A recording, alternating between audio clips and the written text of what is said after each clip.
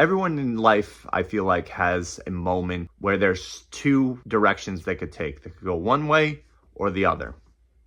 For me, that came around 2015 when I had an opportunity to potentially work for TruTV, and instead I ended up working as an assistant manager at Abercrombie & Fitch. Obviously, totally different paths.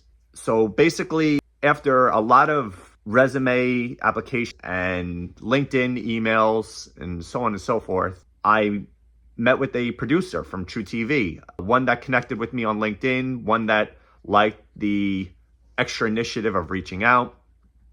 And we had a discussion at TruTV. It wasn't necessarily a formal interview, but it was a foot in the door, I thought. I gave her my resume. I talked about the position that I was interested in. And sure enough, nothing really ever came of it. So I thought to myself, I'm going to take the road less traveled. Maybe this is a sign I'm going to work at Abercrombie & Fitch.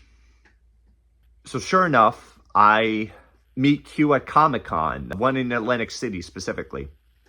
And basically what happened was I told him about my experience, and he knew the producer that I interviewed with.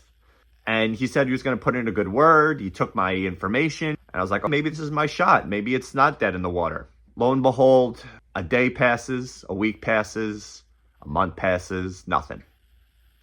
So I figured, all right, I'm meant to work at Abercrombie & Fitch.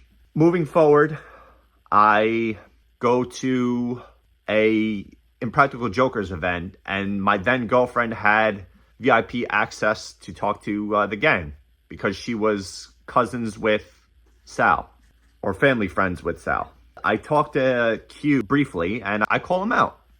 I tell him, Q, I don't know if you remember me, but I had that conversation with you at that Comic-Con, and you didn't follow up. And he was like, stuff came up. And I thought to myself, stuff came up? What does that even mean, stuff came up? I didn't really have a moment to really process what was going on, because then we ended up taking pictures with them. I didn't really have like a full-fledged conversation with him about it, per se. I wrote an autobiography about myself, a person that nobody knows who the hell I am. And I figured the masses would resonate with it. And sure enough, when I initially released the book, it was #1 on Amazon in my demographic. It was above even Kareem Abdul-Jabbar. And it just goes to show you, in life, you have to create that doorway for yourself or passage for yourself, because you can't really rely on other people to do it. So fuck it. Create the path yourself.